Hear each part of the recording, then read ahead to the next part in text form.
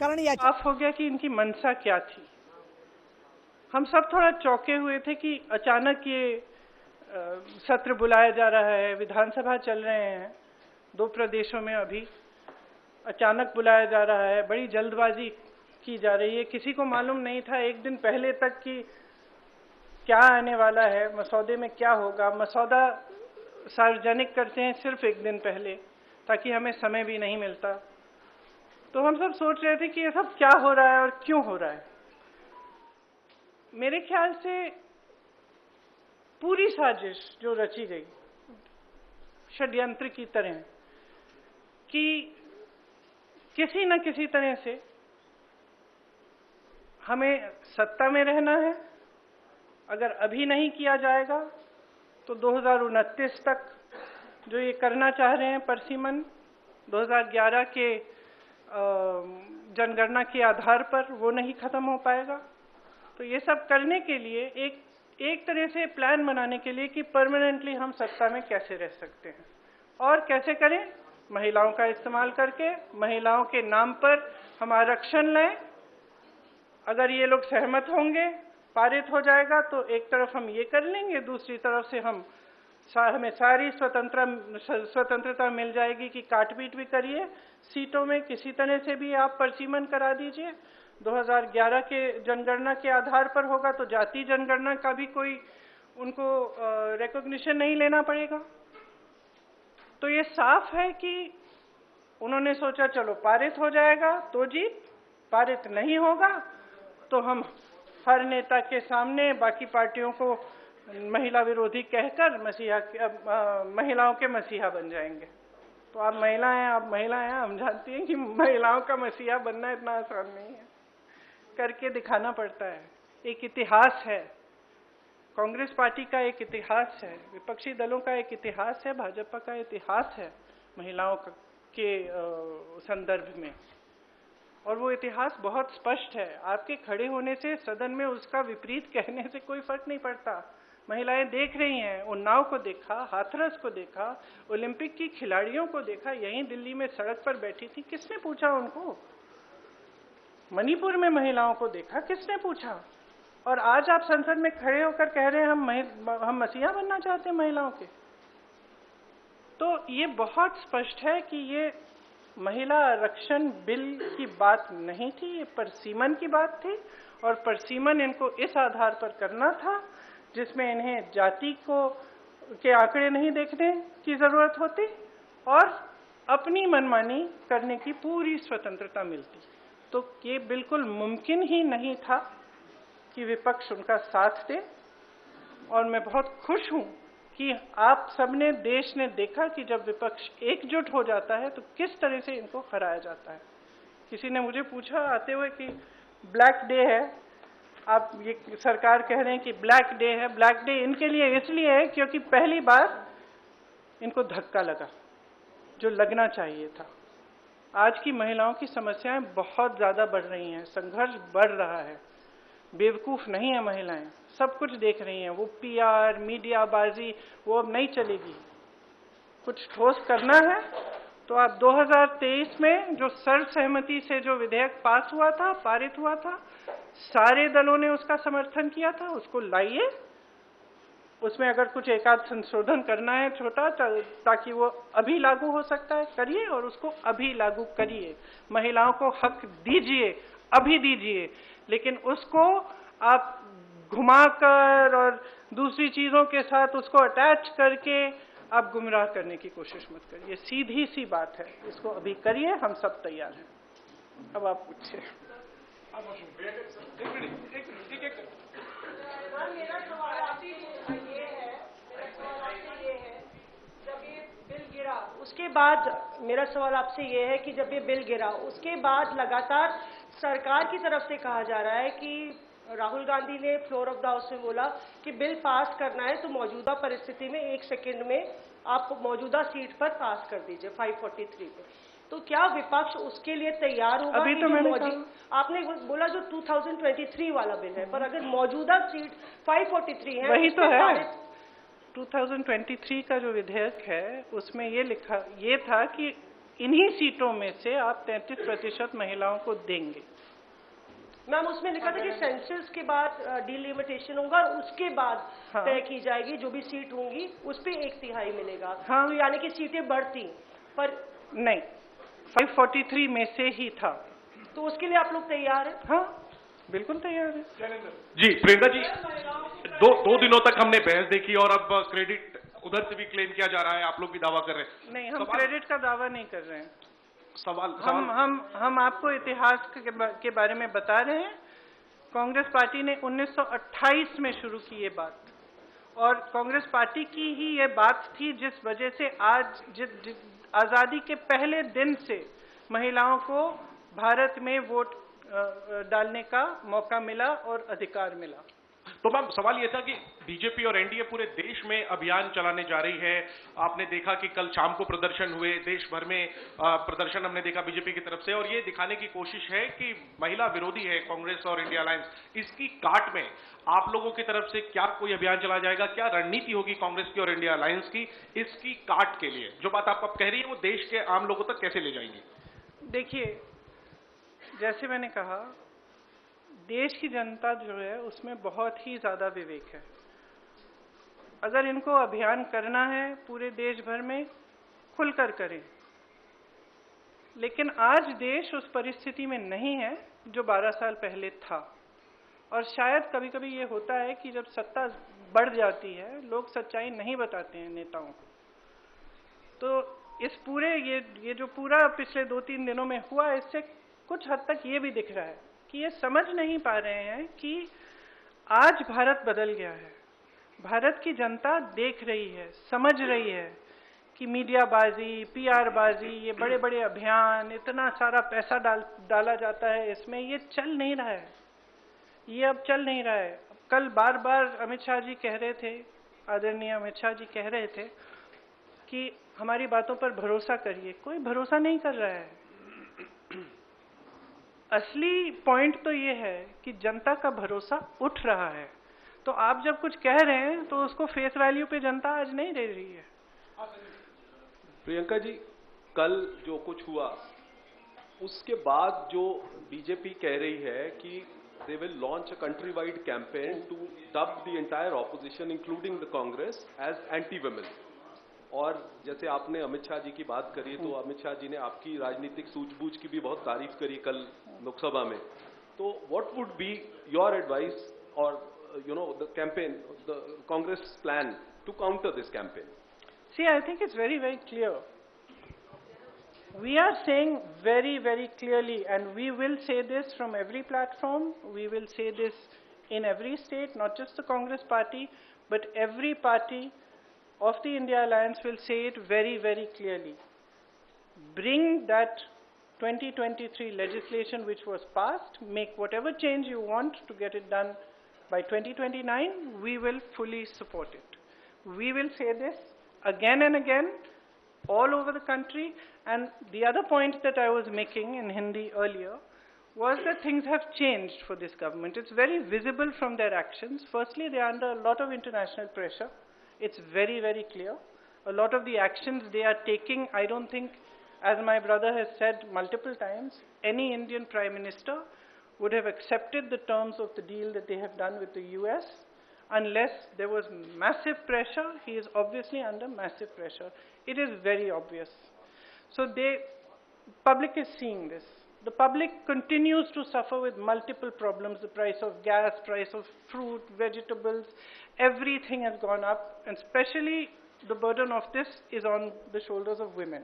And it's across class, across caste. It does not matter whether you're a rich woman, poor woman, whether you live in an urban center, whether you live in the villages. Your problems are increasing.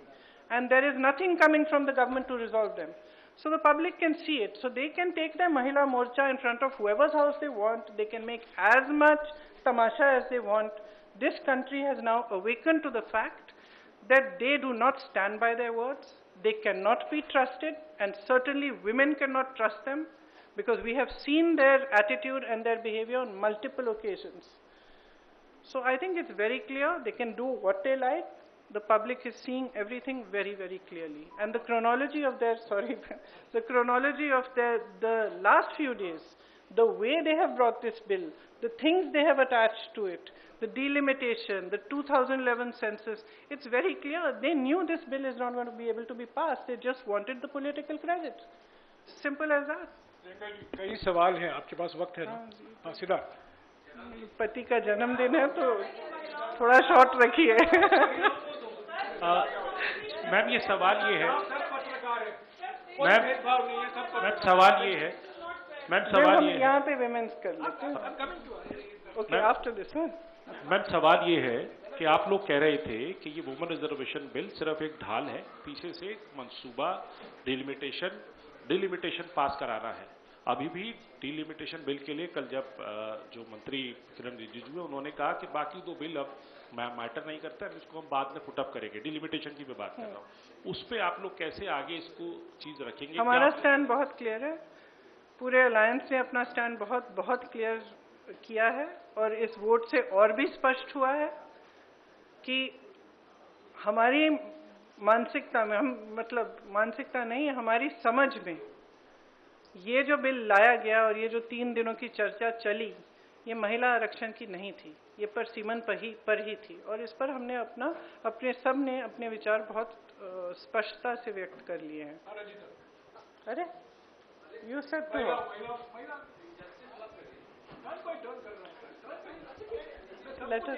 Ma'am, sir महिला ही है इधर भी, वो भी और मैं भी। Ma'am आपने 543 सीटों की, आपने कहा कि 543 मौजूदा सीटों पर सरकार दे दे, तो ओबीसी का उसमें प्रावधान नहीं है, एससी एसटी का तो है, तो क्या उसके लिए भी अगर आप नहीं, उसमें उचित प्रावधान बनाया जा सकता है, क्यों नहीं बनाया जा सकता? और दूसरा मैम, सरकार के नैरेटिव को काउंटर करने के लिए, क्योंकि सरकार कह रही है कि हम सड़क पर जाएंगे, संसद से सड़क तक की लड़ाई लड़ेंगे, तो क्या कांग्रेस का भी कोई ऐसा थॉट प्रोसेस है कि हम भी सड़क पर जाएं, और अगर जाएंगे तो क्या कोई रूपरेखा? देखिए, इन्होंने ये पूरा प्लान पहले से बनाया था, शायद ये भी इस प्लान का हिस्सा था। हम अभी कल हमने इनको डिफीट किया है पार्लियामेंट में, हम आज बैठ के हम भी सोचेंगे कि हमें क्या करना है और जरूर करेंगे कुछ। हाँ, प्रियंका जी, सरकार कह रही है कि आप महिला विरोधी हैं, आप कह रहे हैं कि 543 सीटों पर, 543 सीटों पर 33%। मैंने तो लड़की हूँ, लड़ सकती हूँ, किया 40% महिलाओं को उत्तर प्रदेश में लड़ाया, वो अलग बात है कि एक ही जीती उसमें से। वो अलग बात है, लेकिन एक निजाम आपने सेट किया। लेकिन यही सवाल था मेरा कि लड़ाई अपनी जगह है, क्या देश की सबसे पुरानी पार्टी ये कानून लागू हो या ना हो, सबसे पहले ये कर सकती है, ये ऐलान कर सकती है कांग्रेस की आने वाले चुनाव में हम बिना कानून के आए हुए 33% आरक्षण महिलाओं को दे देंगे? देखिए, हमारी आशा ये है कि आने वाले चुनाव में वैसे भी 33% महिलाएं चुनाव लड़ेंगी, और हम कह रहे हैं बार बार, विधेयक लाइए, दोबारा से लाइए, हम उसको पास करेंगे, पारित करेंगे आपके साथ। Today the opposition is planning to write a letter to Prime Minister Narendra Modi for the implementation of this bill. But are you also going to mention about the OBC quota, because already for SC/ST there is a provision which has been passed. Obviously. And for Muslim reservation also it was being demanded by the Samajwadi Party. Are you also going to support that in this particular letter? Look, the OBC quota, I think almost every speaker from the opposition has referred to it. We are all saying that if there are women's reservations, just like there will be 1/3 reservations in the ST and the SC, there has to be a OBC reservation which is commensurate to the number. That's it. We're saying it again and again. Priyanka ji पूछ रहे हैं, कुछ पूछ रहे हैं। प्रियंका जी, मेरा नाम, एक मिनट, इन्होंने शुरू कर लिया था जी। प्रियंका जी, मेरा नाम पूनम है और मैं अमर उजाला से गई। हूँ। प्रियंका जी, मेरा सवाल ये है कि परिसीमन 2026 तक फ्रीज था, अब वो परिसीमन खुला है। आपने कल कहा कि महिला संशोधन विधेयक इसलिए नहीं लाया गया कि परिसीमन मनमाना था, अब परिसीमन होना है, तो कांग्रेस की दृष्टि में वो परिसीमन किस प्रारूप में होना चाहिए और उसके लिए क्या कुछ कांग्रेस की मांग रहेगी? हमने बार बार कहा है कि परसीमन से पहले जातीय जनगणना होनी चाहिए, उसके आधार पर होना चाहिए। देखिए, ये परसीमन आयोग बनाना चाहते हैं जिसमें 3 जने अपने लगाएंगे, जैसे इन्होंने बाकी सारे आयोग बनाए हैं और सबको कैप्चर किया है, तो हम भरोसा कैसे करें? आपने देखा परसीमन में इन्होंने असम में क्या किया है और JNK में क्या किया है। विपक्षी दलों के नेताओं की सीटों का विभाजन, अपनी मनमानी से काट-पीट। JNK में कुछ सीट ऐसी हैं जहां एक जगह एक हिस्सा इधर है, एक हिस्सा उधर है, सिर्फ अपनी सत्ता बनाए रखने के लिए। कौन भरोसा कर सकता है? जनता भरोसा नहीं कर रही है। आप कह रहे हैं कि हम भरोसा करें उनकी।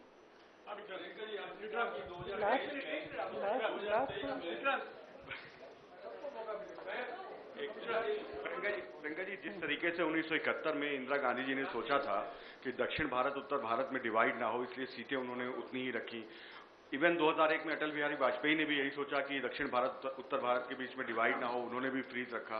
तो क्या आप सरकार से डिमांड करेंगे कि सीटें वो 543 ही रखे, आगे ना बढ़ाए, जैसा कि इंदिरा जी ने और अटल जी ने कहा? देखिए, जैसे इंदिरा जी और अटल जी ने कहा और किया, उस पे फ्रीज की वजह थी। हम ये सिंपल बात कह रहे हैं कि ये जो आप प्रोपोर्शन को बदलना चाहते हैं, ये जो आप कुछ प्रदेशों का वजन बढ़ाना चाहते हैं, जो छोटे प्रदेश हैं, जो साउथ के प्रदेश हैं, ये कहें कुछ भी, हम इनकी बातों पर भरोसा नहीं कर सकते।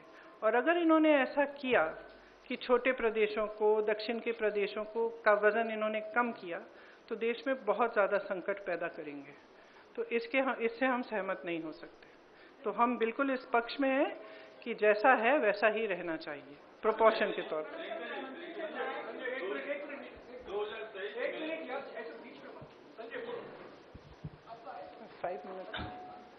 प्रियंका जी, आपने कहा और विपक्ष लगातार कहता रहा है कि लोकतंत्र जो है वो खतरे में है। आपको नहीं लगता? मैं आपसे सवाल कर रहा हूं कि 2 साल पहले विपक्ष की एकता दिखी थी संसद में, और 2 साल के बाद वो लगातार डवाडोल दिखी, इस बार फिर दिखी है। तो क्या आपको नहीं लगता है कि विपक्ष को भी अपनी एक जिम्मेदारी निभानी होगी कि ये जो डवाडोल रहती है उनकी स्थिति, एक मंच पे आते हैं एक वक्त में और फिर वो अपने अपने अंतर विरोधों में जो है वो फंस जाते हैं। तो क्या ये अंतर विरोध से उभरने का ये डिफाइनिंग मोमेंट माना जाए? सबसे पहले तो मुझे लगता है कि इसको ऐसा माना जाना चाहिए। दूसरा, देखिए, विपक्ष जो है उसमें बहुत सारे दल हैं, कुछ प्रदेश हैं जिसमें हम एक दूसरे से के खिलाफ भी चुनाव लड़ते हैं, लेकिन अगर आपने देखा होगा जब जरूरत पड़ती है तो हमारी एकजुटता पे कोई उंगली नहीं उठा सकता। कल आपने देखा हमारी एकजुटता कितनी मजबूत है। तो मैं इससे सहमत नहीं हो सकती कि डवाडोल है हमारी एकता। Answered, but related to this only, that do you think for the elections in states or at the center, this unity will be seen in future? As you just mentioned that this unity has only been able to defeat this government. I think there are certain factors which are coming together at this point in India's history. As I said, one is the international pressure on the government, which is very visible by the actions they are taking, which are not necessarily in the interest of the nation. In fact, many of them are not. There is more stress on people. Prices are rising. Other factors are coming into play. Prices are rising immensely. Difficulties are becoming greater. And I think that at this time, the opposition has shown its unity. It's not just the fact that we are united as an opposition, it is also the fact that there is a mood amongst people. They are fed up of lies, they are fed up of all this, I'm sorry to say, but they see through also, I'm sorry to say, but a lot of the sort of media propaganda. They see through that as well. They are looking more towards finding out the truth. And I think the opposition, in the actions that we took yesterday in Parliament, we have stood for the truth, we have stood for the Constitution, we have stood for the nation, and we have stood as one. I think that this is a moment that we should all recognize.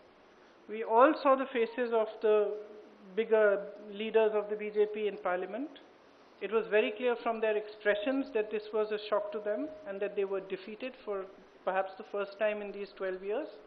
I think we should all accept that from now on, we fight harder, we stand together, and hopefully we will be able to push through.